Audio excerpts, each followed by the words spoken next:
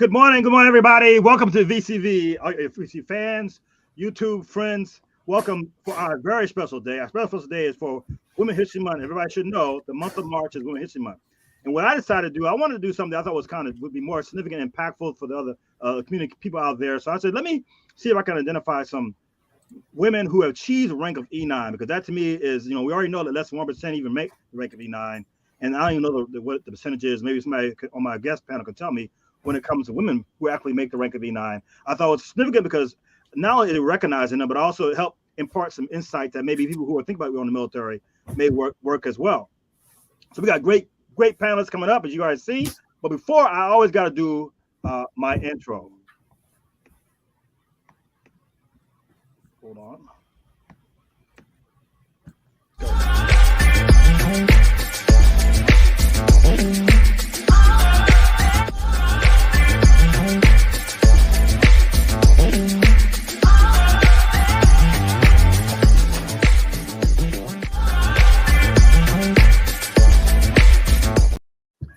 Good morning, guys. Here we go on LinkedIn, and on Facebook and YouTube.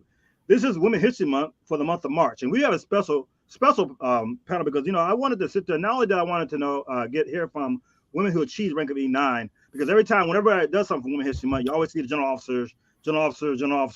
We all know that it's the NCO, at least from the Army side, NCOs that actually are the workers of the military. And so I wanted to find out women who were actually achieved rank of E9, who was, I said before earlier on the broadcast, there's only probably less than 1% women actually achieve rank of E9 in a male-dominated profession. I wanted to hear from them and get some insight from them, and that's what I'm so excited about. But first, I want to also introduce the panel, and I want to bring them on right now, and then I'll introduce who's all here. So here are the panelists. I want to go before I bring to the other panelists. I want to go down and introduce my co-host. My co-host is Jean. Please introduce yourself, Jean, from the VCV tribe. Hi, hello, and thank you so much ladies. Thank you so much for being here. Amazing. It's Women's History Month, and we've got a lot to review, a lot to talk about. I mean, and what a great way to celebrate Women's History Month, to celebrate hard work, achievement, and, beating the odds. So thank you so much, ladies, for being here. I'm so looking forward to hearing from our heroes. And Jean is retired Air Force, so you got something in common with Command Chief Shay G. And but I also want to introduce, I'm glad she made it, one of our board members, but that's not why I'm excited.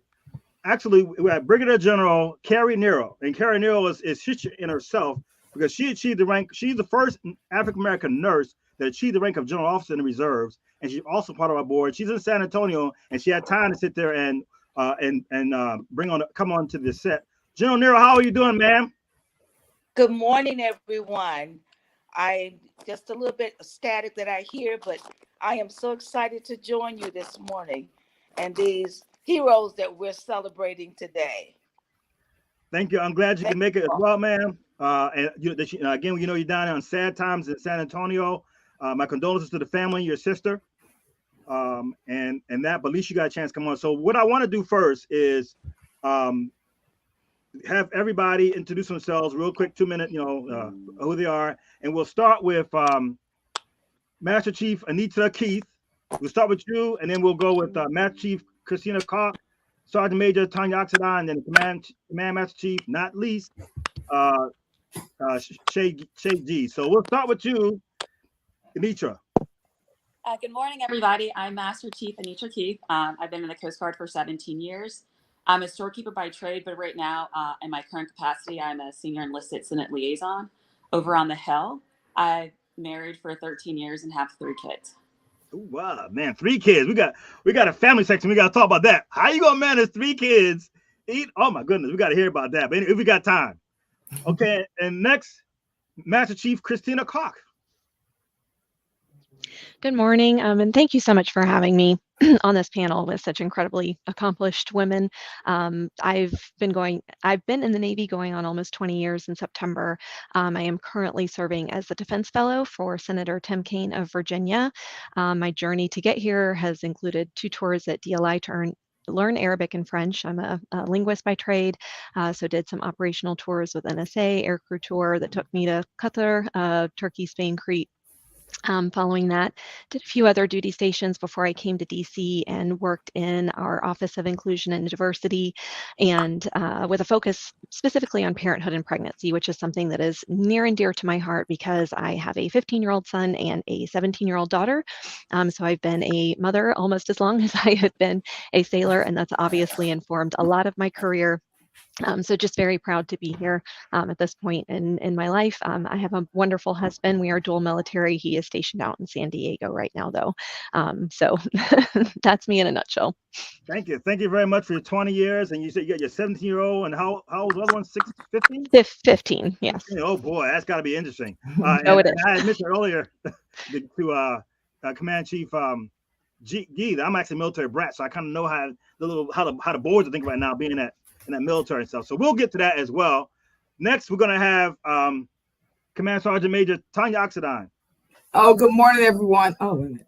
I'm on mute. We can hear you. Oh, okay. I'm sorry. Good morning, everyone. Thank you, Tony, for inviting me to this panel with such amazing women. I appreciate that. Well, first, I'm going to say I'm so doggone retired. So and I get to live in sunny Tampa, Florida. I have a wonderful life now. I have 2 adult sons. One is 36 and one is 30. I have a 12-year-old granddaughter and a slew of nieces and nephews. As a matter of fact, 3 of my little nieces spent spring break with me, and they left yesterday. Time to go back home to their mom.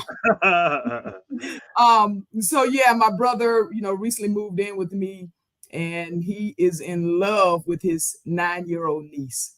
Now I know some of y'all are like 36, 30, and 9-year-old little girl. Yep, I do. I have a 9-year-old little girl, and she has blonde hair. She has golden colored eyes, and she's my little Labradoodle doggy. I know y'all was sitting on the edge of your seat. I know it. Well, I served a almost 30-year stellar career in the United States Army. Earned the highest position from my field, had a slew of leadership positions from drill sergeant.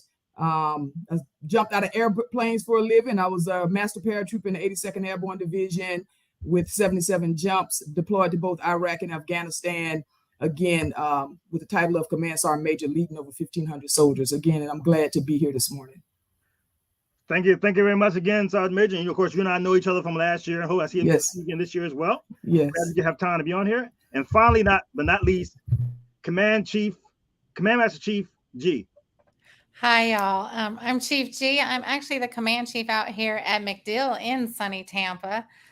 So I am going on 30 years. So I will hang up my hat this year. My husband's retired Air Force. He did 24 years. And then I started moving him every year with my career. We have 2 boys, 30 and 26. Our baby is also in the Air Force, so he's going on 8 years stationed overseas right now. So live the life of dual military, one deploying, one staying back, and kind of mothering from deployed locations as well. I've also done about 6 years as a military training instructor or drill instructor for our other branches. So one of the best jobs that I've had in my career, and then culminating here at MacDill. So super excited to be here. Tony, thank you so much for inviting me, and just being around these amazing women is just truly an honor. Thank you very much. And this is I know everybody. This is about an hour broadcast. We may go over a little bit, depends how it's flowing and stuff.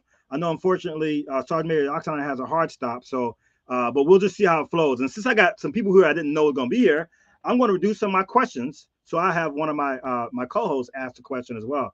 And so I'll do that first question. Then after that, Jean can then do the second question. I'm ready for that.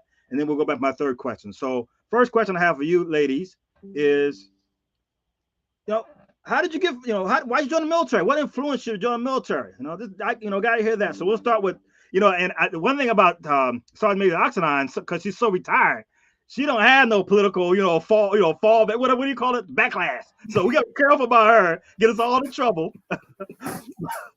but Sergeant Major, what influenced you to join the military? And then I ask the rest of you as well.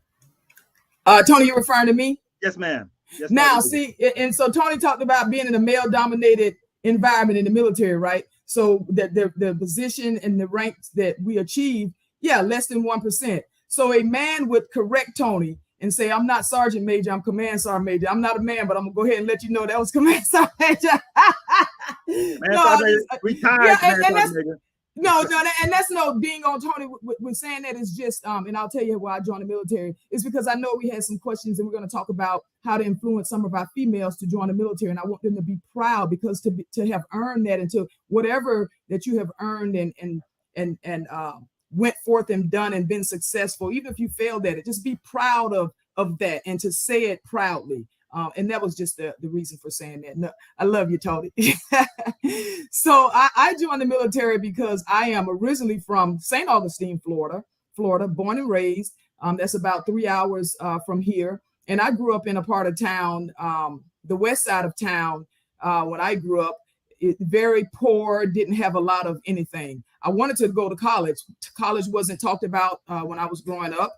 And my mother couldn't afford it. My mother was a single parent of me and my brother, and she couldn't afford for any of us to go to college.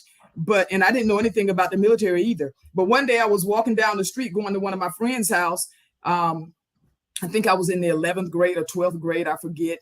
And I just so happened to pass by the recruiting station, and it had all 4 Army, Navy, Air Force, Marines, all in the same little strip mall thing there. And I just went in the first door and I said, where's this? What is this? It said it's the Army. I said, well, I want to join the Army. If the Marines would have been the first door, I'd be in the Marines, but the Army was the first door. So I had no specific reason of joining. What I did know growing up that I was not going to stay in the environment that I was in, and I needed to get away some kind of way. That was just, don't remember what day. I just remember it was in the summertime, and I went in, and the rest is all she wrote, as they say. So that's why I joined. But then when I did come in and realize what it was about, and I'm sure we'll get into that, that's why I stayed for the 30 years. Thank you very much, Command Sergeant Major Tanya Akadan. I appreciate that. And okay, and same question for you, Master Chief Christina Koch. Why'd you join the military? Yes, Sam. So I actually do go by Cook. It's like a translation from German, Koch, so I don't go spitting on people all the time. No, the reason why I joined, I think I had always had a sense of service. I did Air Force JRTC when I was younger, and interestingly, I actually did have an Air Force ROTC scholarship to the University of Texas, ended up going to Georgia Tech for a few months, but I don't think that I was in a position in my life to where I really knew what I wanted to do. I think we put a lot of pressure on some 18-year-olds to have it all figured out and then go to college. And I really didn't want to waste my parents' money. not knowing what it was that I wanted to do with my life. So I withdrew, and then the opportunity kind of came up as a result of my um, high school sweetheart, who then became the husband and father to my two children. Although the marriage didn't work out, that was kind of what influenced me to, join the Navy along with him, so that I would have the opportunity to earn money for college. Definitely joined thinking I would only do my 5 or 6 years and get out, but here I am now. And I'm also happy to say that finally, after 19, almost 20 years in the Navy, I kind of slowly but surely was able to achieve my bachelor's, and so I just received that, or was awarded it, on the 7th of March. So I finally can say I managed to do both. And raise my family. So, but yeah, always just wanted to serve, and my career was going well, and I really felt like I had the opportunity to make a difference. And the opportunities that I have been given up to this point have just kind of proved that, my decision was the right one. Thank you very much. I appreciate that too. So, wow, it's so. I mean, just the reason we joined the military is so diverse. It's just interesting just hearing that. And one of the comments I have heard about is about the dual military. But we'll talk about that later on. So now let's go to Anitra, Master Chief Anitra Keith. There we go. Right. So my story is actually similar to Christina's. I did really good in high school up until my senior year, and then I got senioritis, and I was too busy trying to have a good time, and I did not apply to any colleges. And my mom was like, "So what are we doing?" And I was like, "No clue." So we talked about community college, but I didn't know, what I wanted to be when I grew up. So I joined the Coast Guard, and it was only supposed to be a one enlistment deal. And here I am 17 years later, super thankful for the career I've had. And now I do actually have some direction and where I want to go when I grow up. My degree is in history with a minor in biology. So maybe teaching, or, get a GS job, hopefully. Well, we wish you luck on that. I mean, you're in the right place as well. And so I just got finished with my first question, and thank you for that. So what my next question will not be from me; it'll be from my co-host Gene. Gene, you have a question for these senior enlisted? Oh, so many questions. Where to begin? Yeah, and as you kind of took the words out of my mouth when you said, I want to help influence other females to join the military. I mean, I myself loved every experience in my Air Force career, similar. I like to say I ran away from home, but not in some awful way. Just the one horse town wasn't for me. And I didn't know where I was going, and college was kind of boring and expensive. And yeah, and did my time, loved it, would go back tomorrow if they'd let me. So with that, how do we get other females to, because there's always this male dominated my experience with the male dominated career field was there was still a lot of equality in there. I was expected to do the things equally, and I did, and it was a wonderful experience. But how do we convince other females that it isn't you're going to lose? You can raise a family, you can have a family. It's not. How do we convince females that it's a wonderful career choice, be it a 4-year or a 20-year, and the opportunities that we gain, and the knowledge that we gain, and the self-confidence we gain. Mm-hmm. Hey, Gene, I just got reminded, and we'll go back to your question. I just got reminded. I'm sorry about that. Thank goodness for the audience watching. I overlooked Command Chief Chase. So yeah, what influenced you to join the military? Ooh, no, we don't want to do that. No worries. Right? I was going to catch up eventually. Right. No, so mine is kind of completely different, I think, than the rest of the panel. I left home at 16. I was too good for rules. So making my own kind of way in life, and met my high school sweetheart, who actually was physically and mentally abusive. So I had a friend tell me to join the Air Force, and that was my way out. Didn't know what I was going to do, where I was going to go, but that was the goal. And I would say, I think the biggest thing to influence women to join is you can come from all walks of life. I didn't know then that I did not want to be a statistic. And so I definitely know that I've reached and gone beyond those challenges and mountains. But I think for them coming in, it's important to realize you be yourself. You all have a story, everybody. And being able to share those experiences is what helps us get more women in.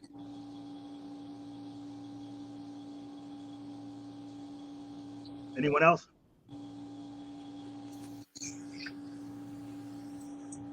I'll jump in. I would say that half of the battle is really us managing to bridge kind of this civilian military divide, sharing our stories more, but also making sure that people are educated about the opportunities that exist within the military and the different careers. Because I'll tell you, as a cryptologic technician interpretive, which is my full rating title, I was really not aware for the first probably 4 years of my career that I was a minority in the service, just because it so happens that our rating has a much higher proportion of women as compared to the rest of the fleet in the Navy. And so it wasn't something that was really evident to me. And, I don't know if that's just because, it's more of a brain over brawn type career field. And you can even kind of see in terms of Navy what the ratings are that have higher percentages of women in them.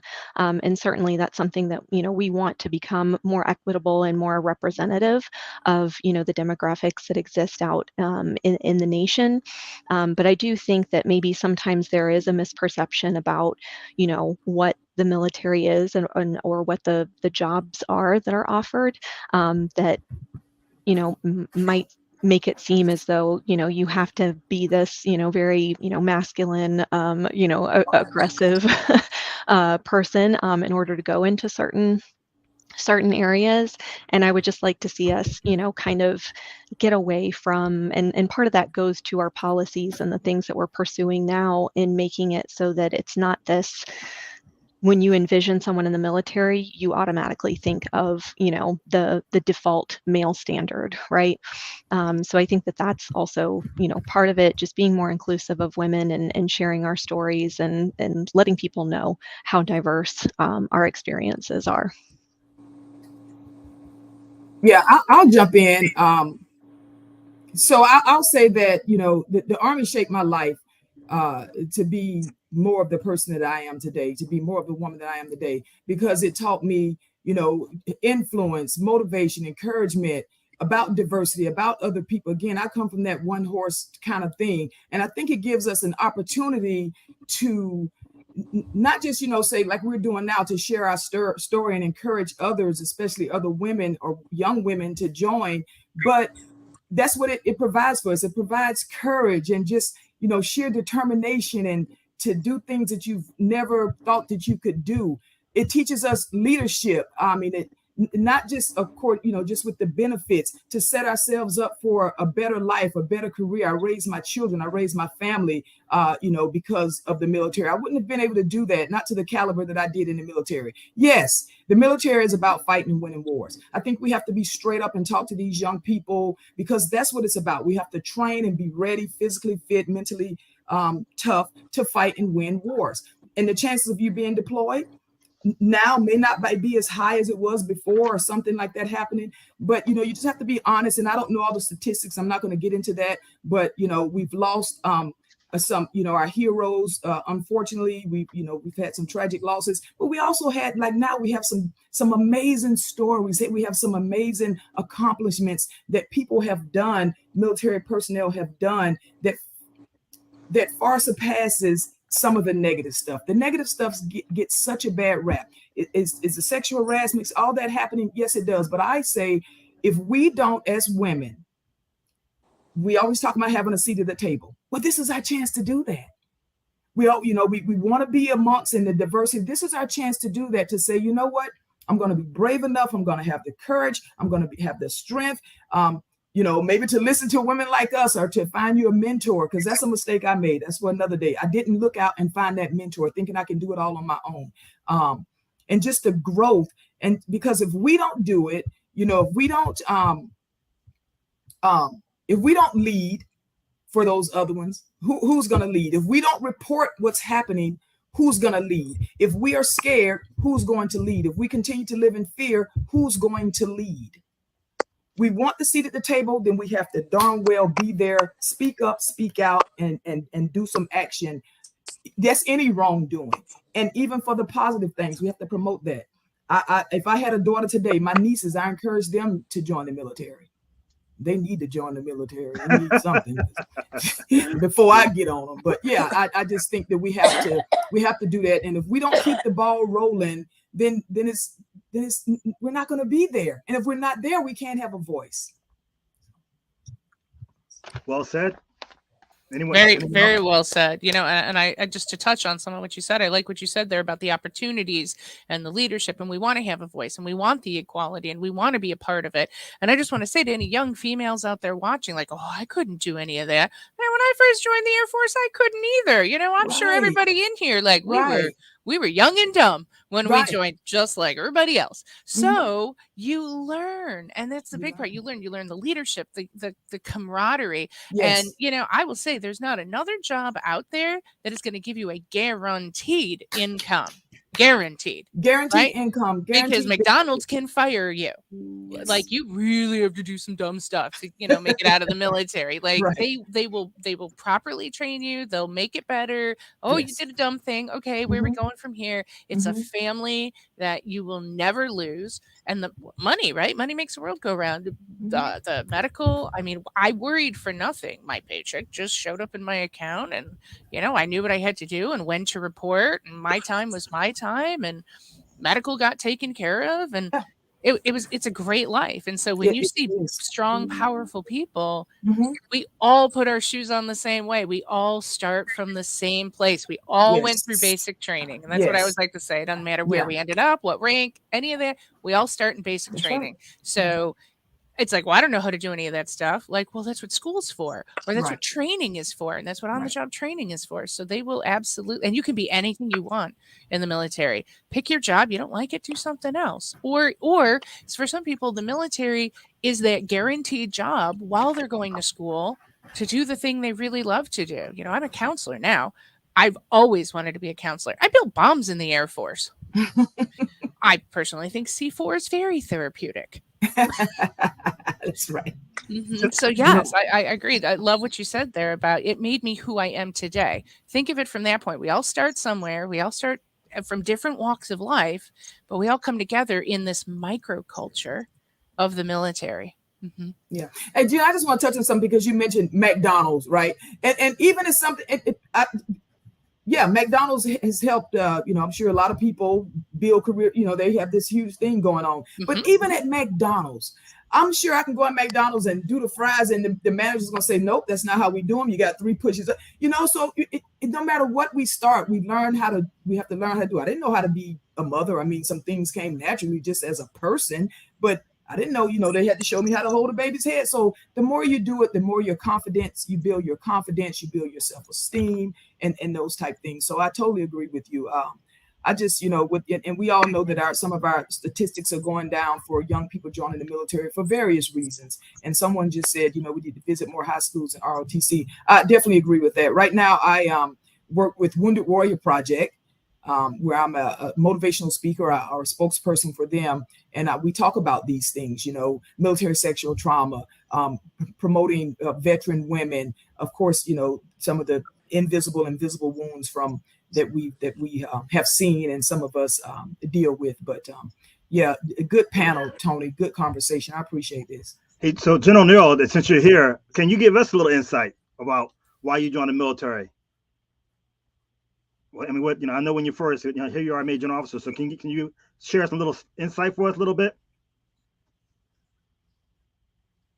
Well, like the others, when I joined the military, it was a dream back in high school. And just my goal was that I was just looking at the uniform. I was looking at how well shaped. I was like just motivated because I could see, you know, when you're in high school, you see the marching band. Well, when you looking at the military, you hear cadence and you see that camaraderie there, and you say, I just want to be a part of that. And how do I get to to join the military. And during my era, my father said, you just don't want to be in the military. Good girls don't join the military. So that was the insight that was given to us, that it was mostly for males, not good girls. And I said, what do you mean by that later in life? What you mean by that? And he was saying, well, you got to be strong. You got to be able to lift heavy bags. And this is what my father thought, because he was like in the war days and were called to the wars. And he thought that as women, we would either have to lift heavy patients if we were going to be nurses, or if we're going to do anything like with the male or do any heavy tasks, you wouldn't have to have that strength, the body strength. He was out the mentality. He was thinking about the emotional. He wasn't thinking about the leadership, because fathers usually think about protecting their girls, more or less. So early on, I had to fight, prove to my people, especially my father, this is something that I wanted to do. So when I joined the military, it was just to show my community, especially in my home, that women can do anything that a woman put her mind to. And one of them is being in the military. And that's how I started, just wanting to be there. It was an internal want. Okay, 1 second. I want you to take a look at this real least. quick. I want you to take a look at this real quick. This is my following question, and then Jean can have her next question. So as you see here, one of the things the Veterans Council veterans do, we provide MST conferences. We have our next one come up 9th and 10th of June. And the reason why I brought up this panel here is that recently, you guys have seen in the news, a lot of there's a PV2 that reported sexual assault. She died by suicide. Another one, another Kelly Casey, she reported sexual assault and she died by suicide. What can you ladies say to a lot of the mothers and families who are out there who are now thinking, my goodness, if I jump with my daughter, even though military sexual assault is not just a female thing, it happens to males as well. Just a male don't report it as much because of the stigma. But on this case here, since you all have achieved that high rank of leadership, when can you say those mothers out there and fathers out there and those women out there who think about joining the military but are getting frightened because of all these reporting? And open the floor to anybody who want to step into it.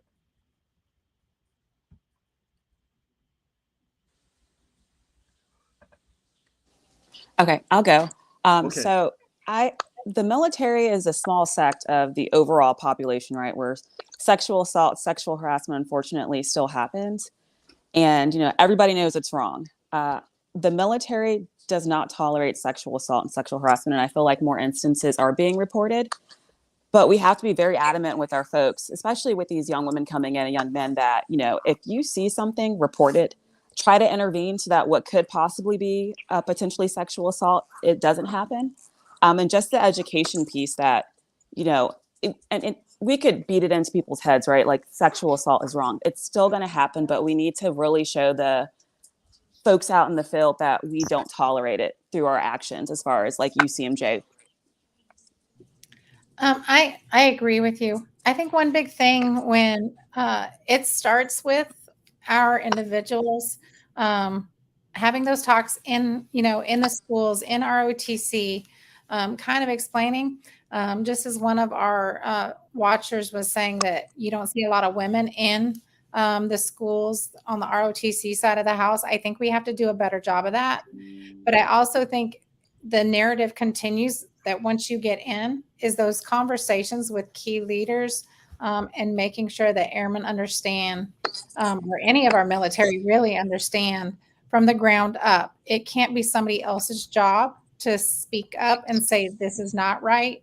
But it takes us all. And we have a lot of programs out there that help get after sexual assault, trainings that we do. And I constantly talk with our folks and let them know that we have that, but it takes wingmen, battle buddies, if you will, to check on each other, to know what's going on at that front line. And I think we have to teach our young kids, our students, while they're in school, to understand that this is out there no matter what job you're going into, but making them strong enough to understand what's right and what's wrong and who they can go to talk about it with. Who can they reach out to? And I think we have to do a better job with getting us out into the schools along with our male counterparts. Yeah, I would totally agree, because we talked about diversity earlier. When we're looking at, media or any type of media, right? It's not people that look like me that's talking on behalf of people, let's say women who are being sexually assaulted. It's not people that look like me, So the ladies, the young women are saying, well, darn, the men, it's still male dominated, and that's just the world in itself, right? I just think we have to. What bothers me is the fear that we instill, or that's being instilled into, just the public, or just, our young women saying, well, I'm not going to join because of this, and I'm not going to join because of that. We just have to make ourselves more visible, and speak out about it. I talk about it very openly. Tony will tell you that. I really get into detail of kind of what happened to me.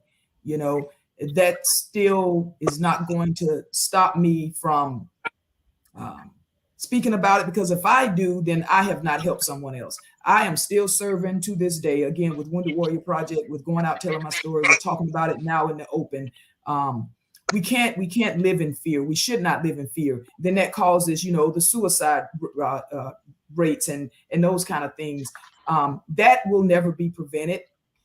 The sexual assault and rape will never be prevented, but we have to find a way to deter it. And then when we do find that, those people have to be punished, and they have to be punished. I'm going to say openly, but not like a firing squad. But then now that has to come back and say, okay, this person was punished.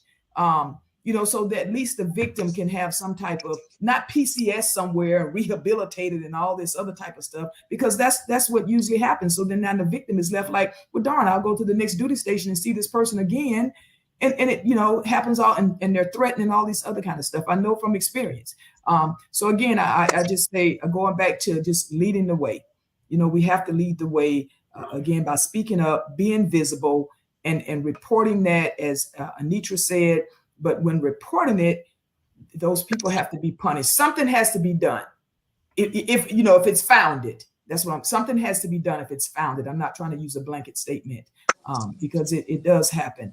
And I kind of wanted to piggyback off of Tanya, I'm sorry, because I feel like perception is everything. So when people are reporting, sexual assault or sexual harassment, and then they're not seeing what's happening behind the scenes, as far as like if this member that could have convinced them, if the member was found to have committed the sexual assault or sexual harassment, what punishment are they getting? Because if you don't see that, then you're thinking that this got swept under the rug, which I think a lot of women in the military, that they hear about these instances of sexual assault, go, well, nothing happened to so-and-so. So I think that there has to be some type of way for the commands to show us that there is some action being taken.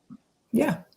I remember back in my day, I don't know how old some of you guys are, or how mature some of you ladies are, but I remember they used to post the Article 15s. They used to post them. Okay, I know Tony remember. They used to post the punishment on the board, and I know we're saying women, it happens to men as well. And I know Tony probably would correct us on that, but yeah, we have to know that something has been done, that something has happened, again, especially if they are found, if the allegations or if the charges are founded, not just saying, oh, well, now they're just this and that. No, I mean, I think we so often forget about the victim in these circumstances. And then we keep up with numbers. I could have Googled 32%. Nobody wants to hear that crap. I mean, it's important. It's important, but let's get down to the root of it. Let's get down to the root of it, so people can, wouldn't you like to know? It doesn't have to be blessed, but at least for the victim.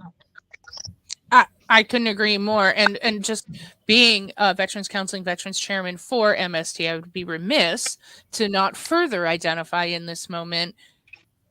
Sexual assault is a global issue. It is a global issue. I live in Florida here myself, in the Melbourne area, so right down the road from St. Augustine.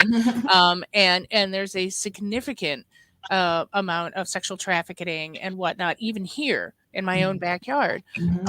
But again, to the females out there, there's not a lot of jobs that are this open and honest about the issue, what the numbers are, and what they're trying to do about it. So a Yes, lot of times, like, oh, yes. you don't join the military, you're going to be raped. I hate to say it, but it's a global pandemic. Like you could just go on vacation, and unfortunately, something could happen. But the difference is the military is taking a very strong approach, Yes. a very direct approach. Mhm. They're identifying the numbers, and they still got the question marks going around with the we're not sure what to do with it. But I will hand it to the DoD, you know, and the military and the people in the military to be like, no, this will not. Mhm. We're doing something about it. So Yeah. I will say that for anybody who's got a fear out there, like you're still safer, Yeah. you know, with the camaraderie. And all of that. So thank you so much for, you know, like I said, I'd be remiss not bringing that up. So if there's any fear, like it's unfortunately there's a reason, you know, we always say use the buddy system, and ladies don't go out alone. Men don't go out alone. I mean, it can happen to anybody.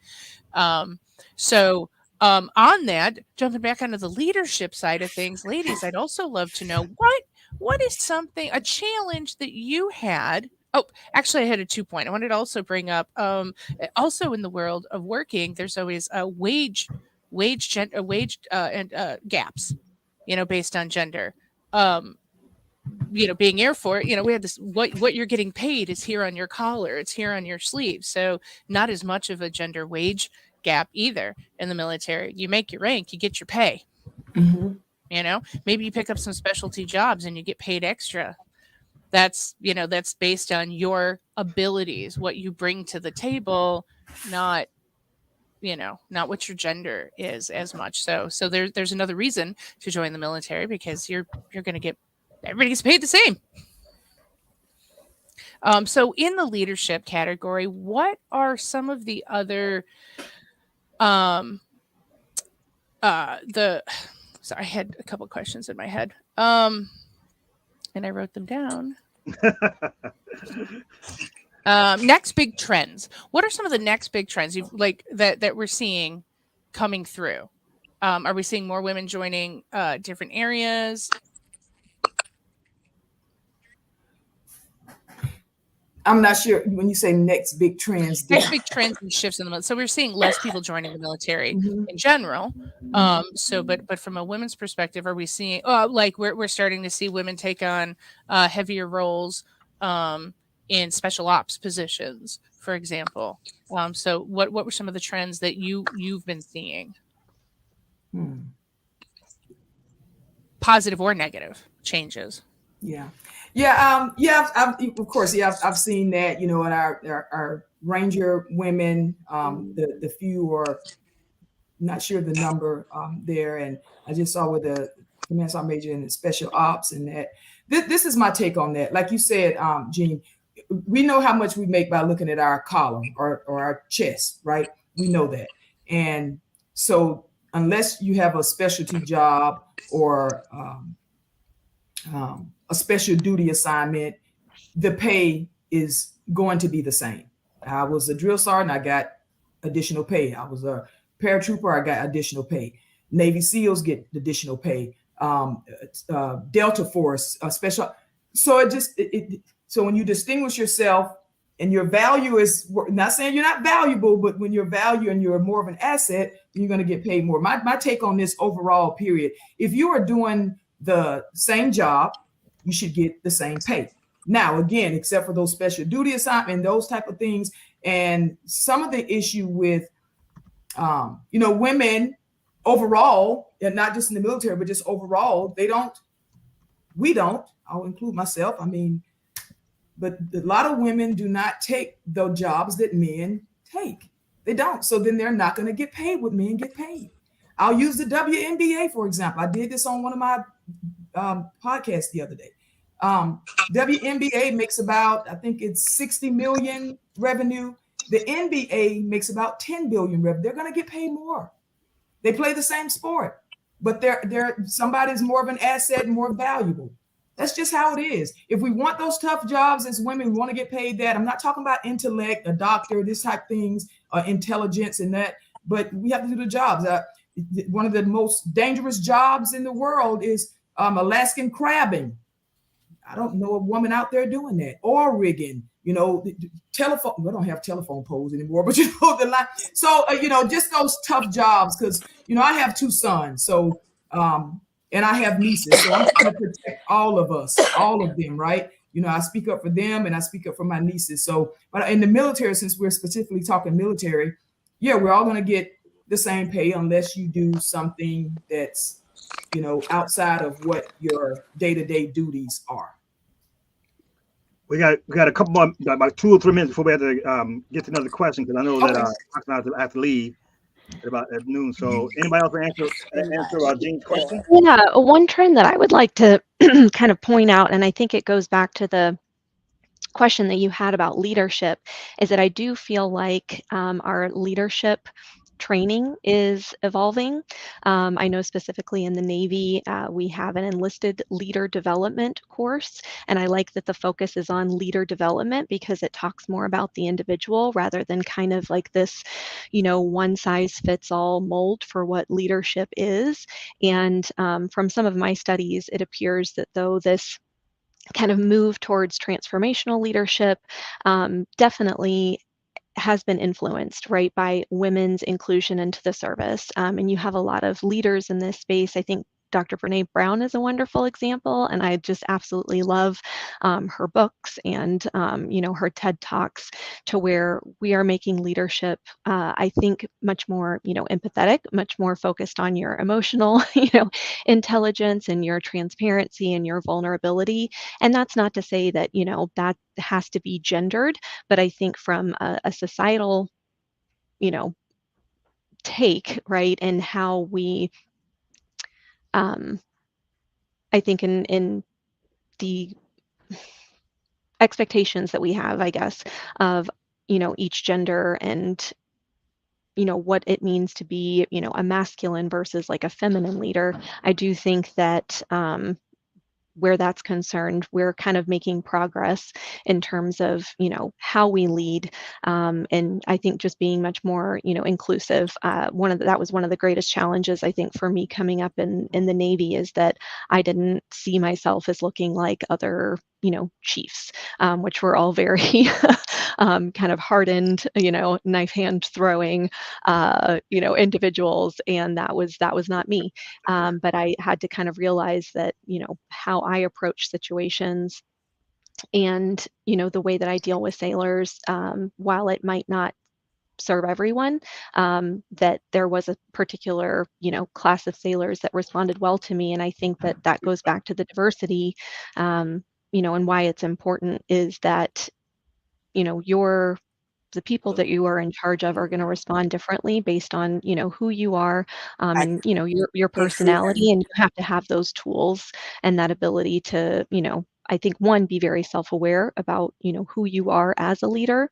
That's kind of something that we preach in that leader development course, is know thyself and manage thyself before you can look to lead, and help to manage the lives of others. So I appreciate that as a trend in terms of, how we are looking at leadership in the military. Okay, and I just saw Shannon's question. If whoever's left, we'll answer Shannon's question about the obstacles. I want to say that since Sergeant Major Tanya Oxen has to leave in 12, this question I would like you to answer, because, not be the first answer, and the rest of them answer after we finish the 12. So I know everybody in here has a family, and one of the questions I have is, how are you able to manage your family, your career, and still be successful in the military? And I'll start with Sergeant Major Oxenheim first. Then after that, then you can just follow after that. So go ahead, Sergeant Major. Yeah. So how I manage that, for me, is and it's me personally, there's no work-life balance. I mean, somebody's going to get more, somebody's going to get less. It never was a balance for me.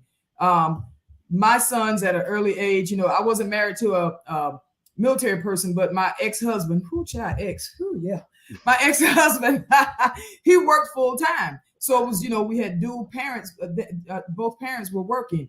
So, it was tough. Sometimes we had to hire a babysitter to come in and drop them off the daycare early. I just had to do what I had to do. But my kids understood that some women and some people probably go crazy.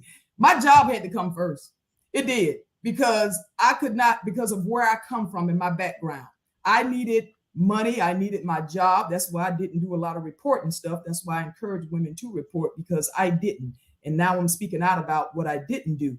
And times were different then. But I had to let them know that my job comes first. Like if they call me, I have to go. If I have to deploy, I have to deploy. If I have to jump at 02 in the morning, I have to do that. I have to prepare a day ahead of time. So early on, I had to let them know that my job comes first in order to provide for you. You know, and that's not saying that they didn't come first, but all of that was one.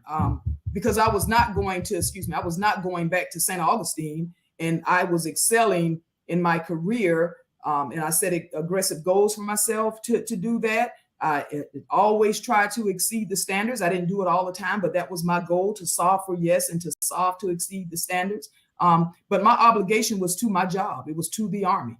And I always kept that in mind. And when I spent time with my family, I was with my family unless I got a phone call and said I needed to be at my job. When I was with my job, I knew that my kids were safe in daycare, or if they were with their dad or a babysitter or grandparents, I focused on my job. It never, still to this day, is no work. It's no balance for me.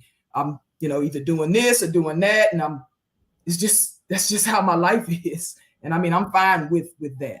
So, jumping on that for a second, as a mental health counselor, something we always try and instill in family and young parents and parenting is consistency. So where you're saying there wasn't balance, life is not balanced, right? But there was organization, and you had the structure and the money and the paychecks and the ability to so there was a consistency with your family and a consistency with your children, and you modeled for them patterns of behavior. You made a commitment, you made a promise, you honored that commitment to the military and to organize and make sure your children were safe. So there was consistency there. And it was when we work with families where I was like, you have to find consistency. Children can handle the ups and the flows, the ebbs and the downs, if there is consistency.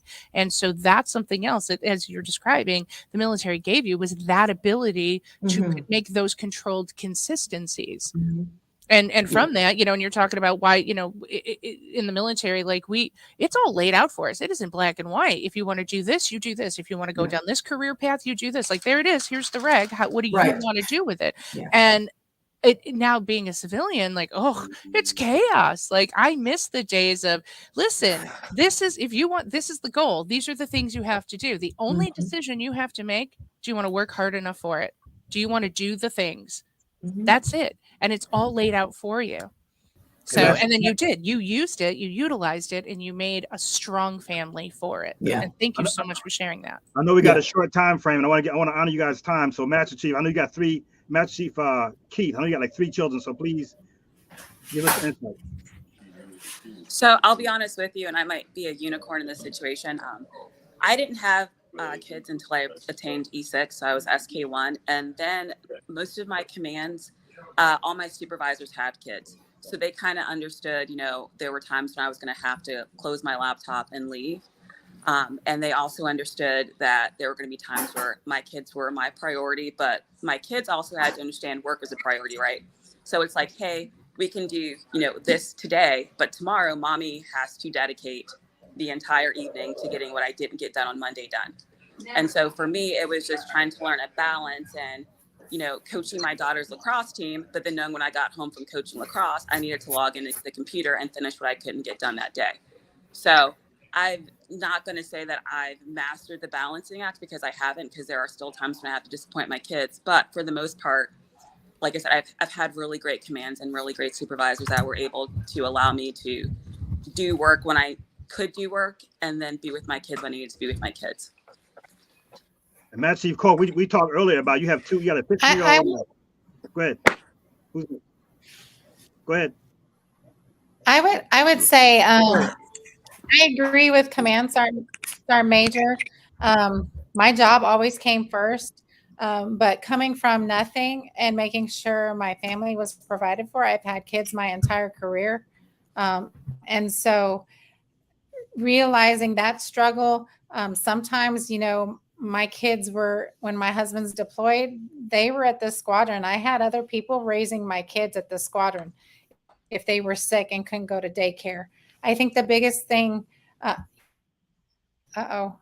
is having that consistency, like Jean talked about, but also making sure that you're not in this alone.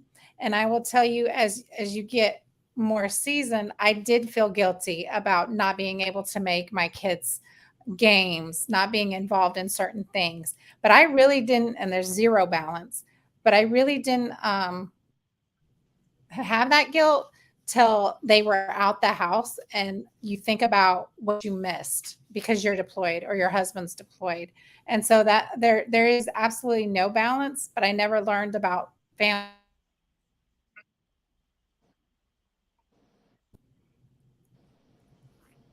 Yep, it's freezing. Oh, Okay. Did we lose her? Maybe Master Chief, go ahead, Cook. Oh, go ahead, Master Chief. Yes, Cook. I just wanted to see if Command Chief, since you froze, if you had anything you wanted to finish up with. I don't know where I froze. Oh, you froze it. You were saying that the guilt came for you after the kids were out of the house, and it sounds like probably what a lot of parents, experience, the looking back on the shoulda, coulda, wouldas. Yeah. No, yeah, that's exactly right. I think the guilt came, and then we became empty nesters, and my husband was by himself because I'm deployed for 2 years. And so that was a whole nother thing, probably a whole nother story. We need Thank you. another podcast. We need another podcast just on that. But next sometime next in a couple of months. And Master Chief Cook. Yeah, I would say mom guilt is real. It has been real for me every single day, and I share it constantly that I have always felt that I will never be the sailor that I could be because I'm a mom, and I will never be the mom that I want to be because I'm a sailor, and that's something that I've really just kind of had to come to terms with. However, I do want to just like piggyback and even foot stomp, right? That as leaders, one, it's so important that you have a supportive command environment. Two, that you have a support network. And sometimes it does take you having to kind of build that for yourself if you are not lucky enough to have one built in for you in terms of like your family. So I think, again, I was unique in that because I was part of a rating in a community that had more women in it. Our community had to figure out, right, how to kind of accommodate, the parenthood and pregnancy aspect, whereas the rest of the fleet maybe has not, because the instances of them having to kind of come across that and account, for it has been fewer and farther between. I also was lucky that when I did deploy, so we don't have a very traditional seashore rotation, that my mom was able to come and take care of my kids, and I am very, very cognizant of how privileged and lucky I am to have been in that position, because there are sailors that don't have that. And I think it is really unfortunate that oftentimes the expectation is, well, just have someone raise your child. I think to Wayne's point, who put in the chat, the old adage is, your family didn't come in your sea bag. So the expectation is always that, the Navy comes first and you're just going to have to figure it out. But I don't think that we're going to do ourselves any service in terms of retention if we don't learn how to become a very family-friendly organization, because essentially at the end of the day, like long term, the return on investment for being a family-friendly organization means that even now, I think they say that about 30% of recruits have a family member or someone that they know who has served in the military. So if we're not doing a good job now, then who's to say that they are going to have any interest in becoming a part of our organization? So not to say that, we need to limit it to the recruiting pool of just, people that are familiar with the military or have been raised by military members, but I certainly think that plays a large part. That the military, unfortunately, I don't know that we always look at that long-term investment. We want the short-term gains, but I think it does pay dividends when we ensure that across the board, right, it in a very equitable manner, that we're not just focusing on how do we let moms be moms, but parents be parents. And that's why I love that, we have these more equitable parental leave policies and things that actually make it so that what is currently the majority of our demographics, the 80% that are men, like when we are letting them step up to the table and be parents, that actually helps women, right? So the policies that we have that are focusing on women, and even some of the challenges that we have, I think we need to do a better job of also explaining how it hurts men, but then also how it helps them, because then we come to the table together and we make more progress rather than the onus kind of being on us as women. Sorry, that's my spiel. I appreciate it. So I know that I know some of you guys got to leave, but if I just real quick for the audience, we got this from the audience. Shannon Scott, can you see the question she asked on the screen?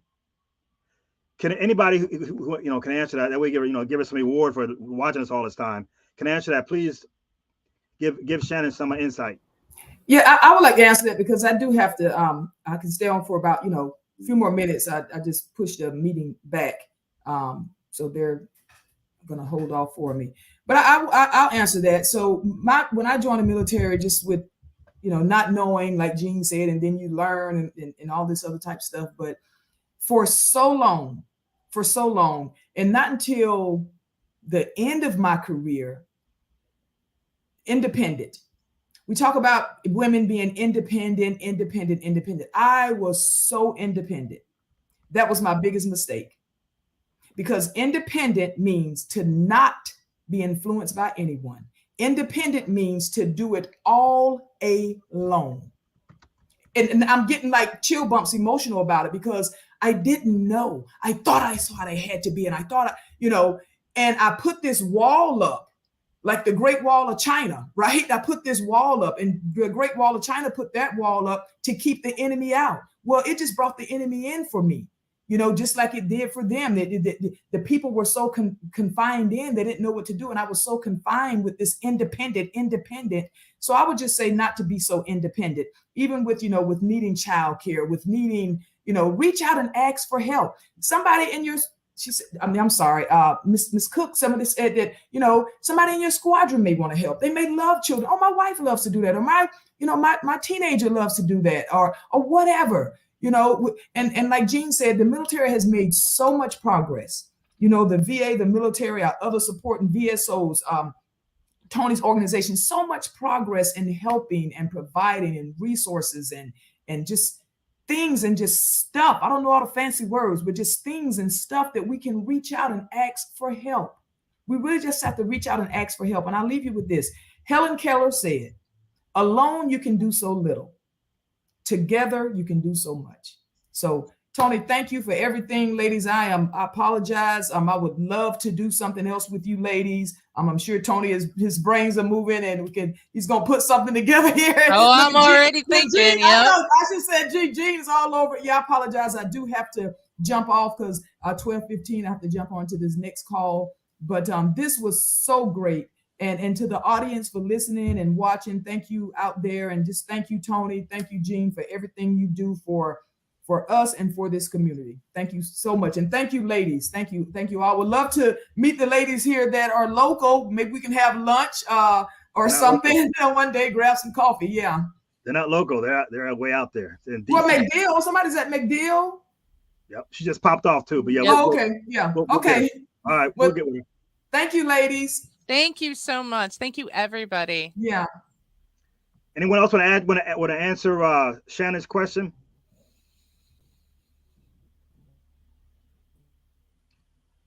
As the question is, leadership journey, one lesson that has helped you advocate for yourself and others.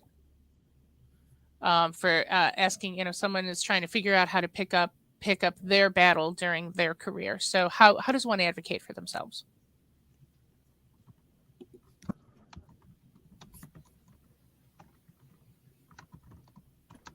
I think it is sometimes being unafraid, but also knowing that you might be the voice for someone else that has the same question, the same needs.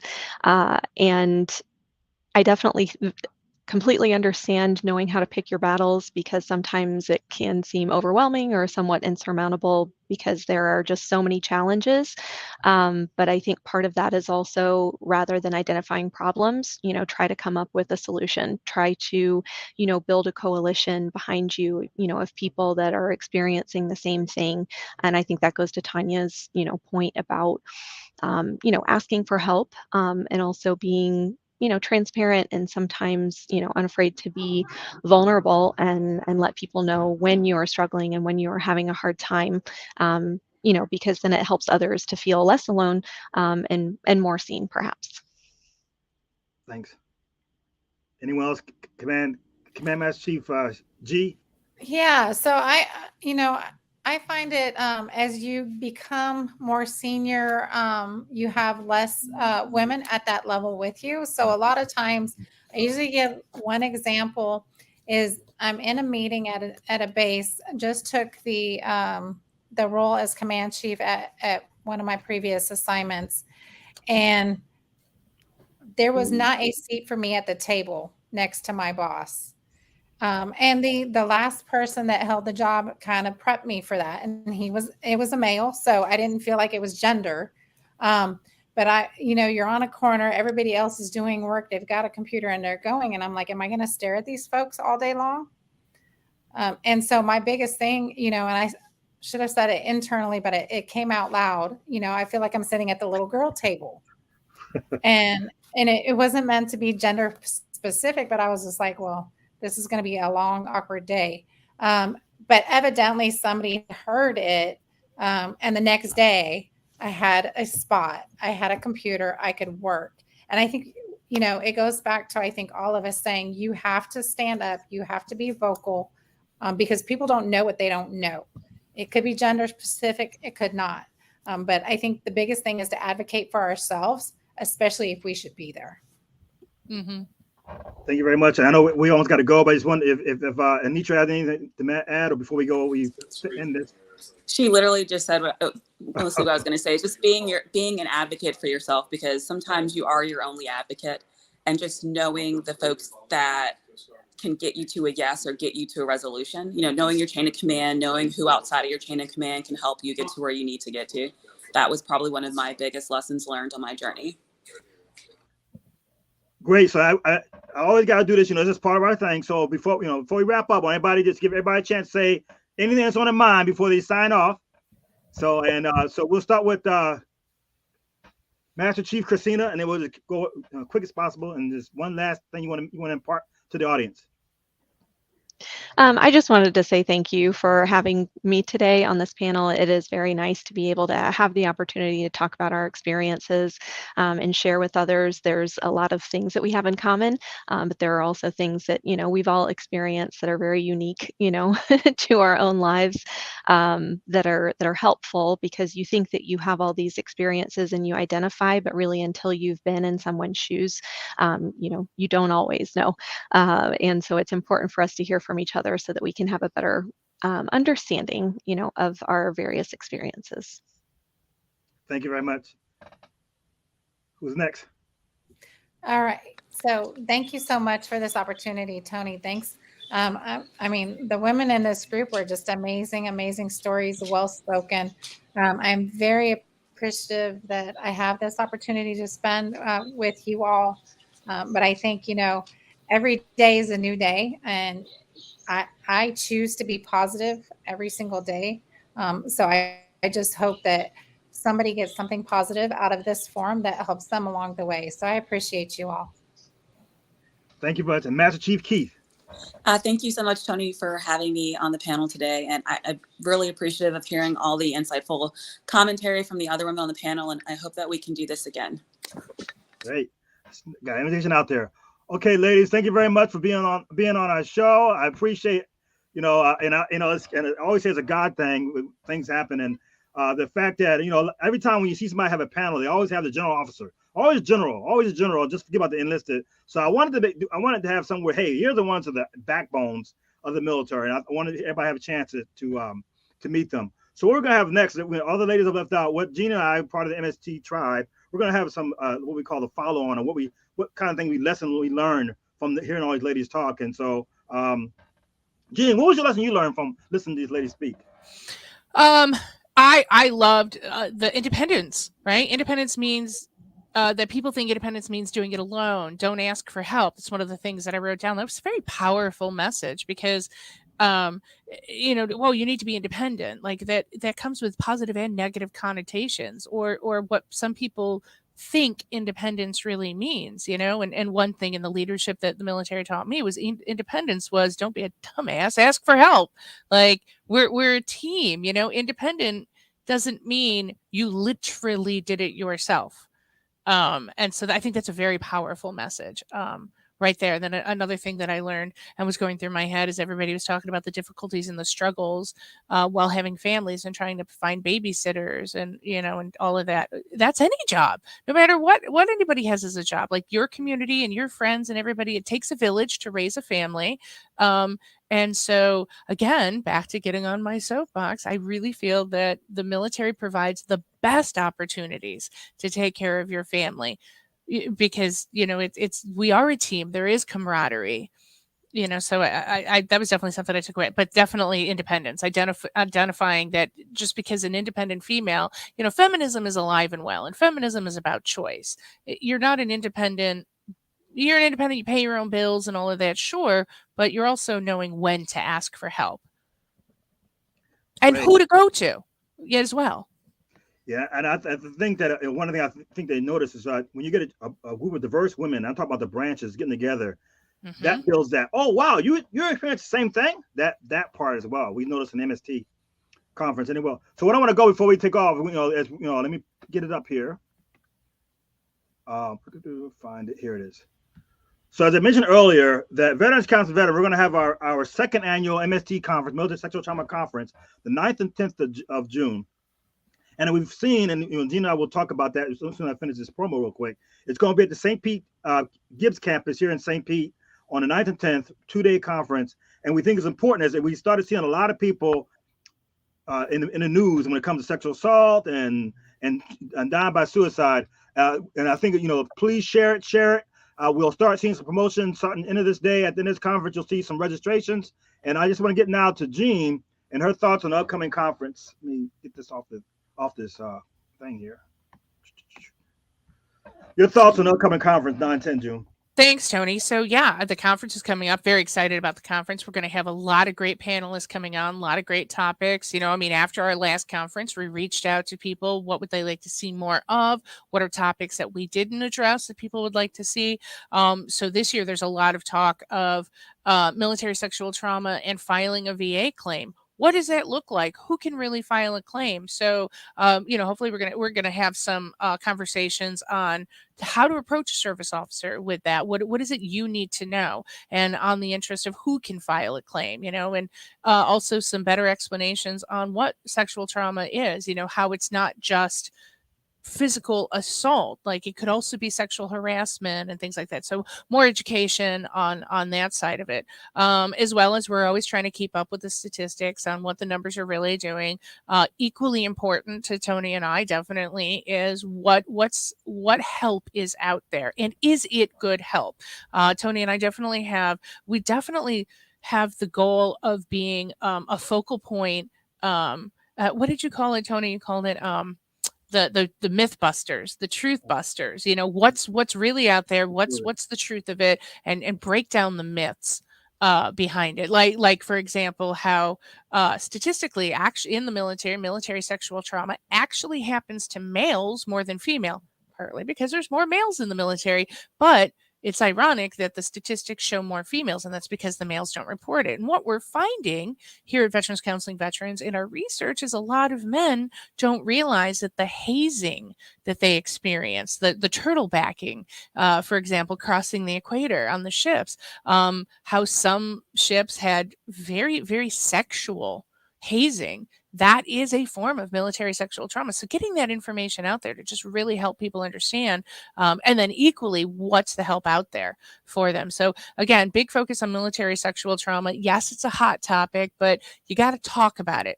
We have to talk about it. We have to talk about it in its raw form, because that it's nothing to be ashamed of. So we're not going to beat around the bush. I mean, it's definitely trigger warnings coming to this conference, but we get to the raw of it because it's not shameful. We don't want to be shameful. We don't want to treat it like it's shameful. Can you guys just there you go. There you go. 9th to 10th. And one of the things we learned also at this last conference, the first one, is the bonding piece. There's such a great bonding when you get among people who experience the same thing you experience.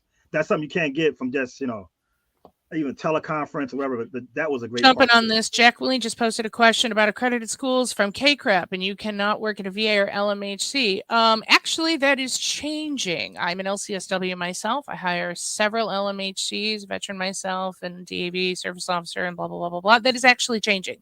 But we could definitely put up a little piece on, we do need more counselors. The VA is actually putting out scholarships to get people to become counselors. So we can definitely do a piece on that as well, because we do need more counselors to combat things like MST. So thank you so much, Jacqueline. Hope I pronounced that right.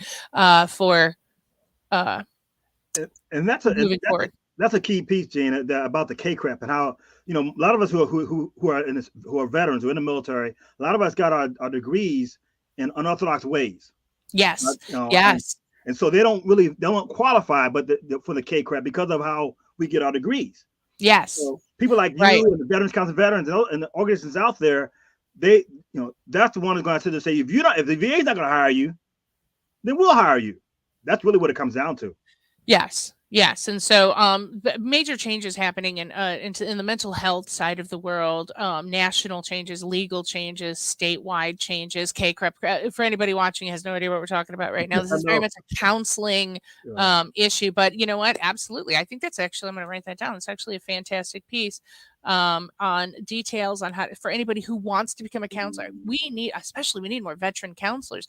I can't tell you how many veterans who hate the idea, or older veterans that are like, oh, that's for crazy people, to find out that I'm a veteran, and they're like, oh, I'll come talk to you. Sure, I have this PTSD thing going on, and I'll come talk to you. So we need to encourage the VA and educate the VA on, but that's exactly what Tone and I are about, is education. Absolutely. So Jacqueline, I would absolutely encourage you to come join us for this conference, and love to sidebar with you afterwards, or just stand up in front and ask these questions directly, because we usually have VA panels there with us at the conference. So call them out, ask these hard questions. How do we help our people? Love that. Thanks. And so I appreciate you being on, Gene. I know you had like you said, you had some personal stuff going on with the, we all living our life. Life is happening. Life never stops. That's it. All right. I appreciate you guys. And everybody who watched, I hope you learned a lot. Again, like I mentioned, we got the conference coming up. As Jean mentioned earlier, and see right on her tagline, she's the chairperson for the MST committee. So anybody interested about that, please contact Jean. We'll just put information out there. Contact me, Jean, at vetscounselingvets.com. Yep, that's my email. By all means, reach out. Roger that. Okay. Thank you. So, all right, that's it. You just got a chance to sit there and see Veterans Council of Veterans honoring women and veterans who are reached the rank of E-9 as way of honor Women Veterans History Month. So until then, this is Veterans Council of Veterans. See you on the other side. Till then,